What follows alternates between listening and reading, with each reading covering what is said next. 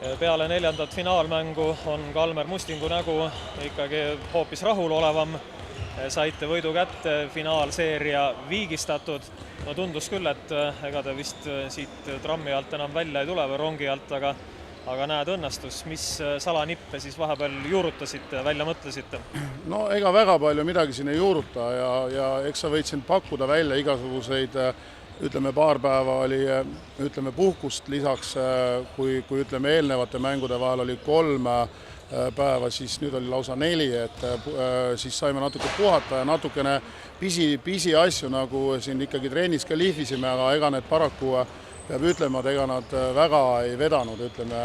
meie mänguskeemis välja, aga eelkõige rõhusin meeskonna vaimule, tegevusele, ühtsusele ja võib-olla ka meeskondlikule mängule, nii kaitses, kompaktsusele kui ka rünnakule, et need olid need asjad, mis meil täna ka paremini õnnestusid võrreldes eelmiste mängudega. No ega platsil tõepoolest liidrit välja tuua tänast mängust nagu ei saagi, väravaid tuli üpris võrdselt. No üks liider oli, see oli kahtlemata Eston Varus, kes tegi suurepäraseid tõrjeid, aga keda platsimängijatest esile tõstaksid?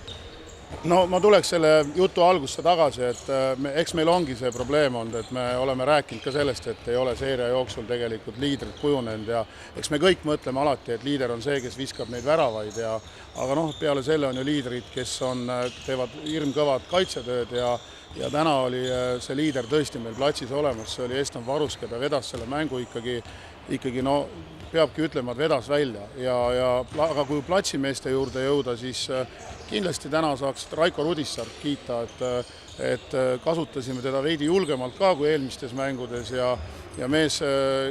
näitas jälle just seda niisugust kõva närvi ja otsustavatel momentidel pani ka vajalikud väravad ära. Kuidas ennustad, kas 5. mäng tuleb samasugune pingeline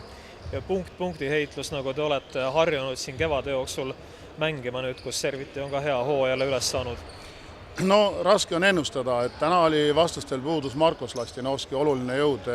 ei tea põhjust, on ju. No meil on täna mängu lõpus sain siin Henri Hiiend, ka meie jaoks oluline jõud, trauma, et ilmselt sõltub ka väga palju sellest, missugustes koosseisudes võistkonnad ikkagi